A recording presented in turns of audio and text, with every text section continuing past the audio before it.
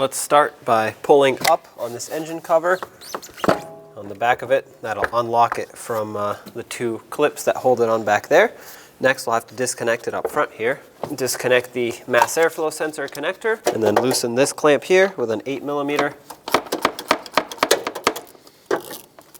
At this point, you can take this engine cover, wiggle it off of this intake hose. There we go. Flip it up and set it aside. With the cover off, you have access to all 4 of your ignition coils. I'm only going to show you how to do one of them because they're all going to be the same process. So let's disconnect this one first. Press on the tab, pull the electrical connector back, set that aside. With a 10mm, remove this bolt here that holds it down. Remove that and pull your ignition coil right up. To replace this spark plug, use a spark plug socket and break it free. And there it is.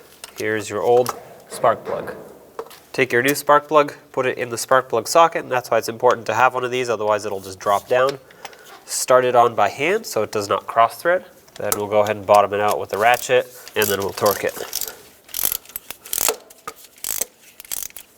Okay, that's bottomed out. Let's torque it. Torque this to 15 foot-pounds. On the end of the ignition coil, I like to put a little bit of silicone paste that helps the spark plug and the boot seal up, but also it'll help this not stick to the spark plug in the future.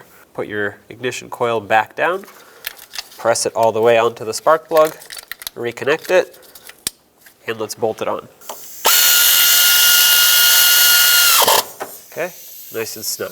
Perfect. At this point, you would do the same to all the rest. It's all the same process. Grab the air filter housing / engine cover, slide it back into place. If this hose on the side popped out, stick it into the hole in the fender.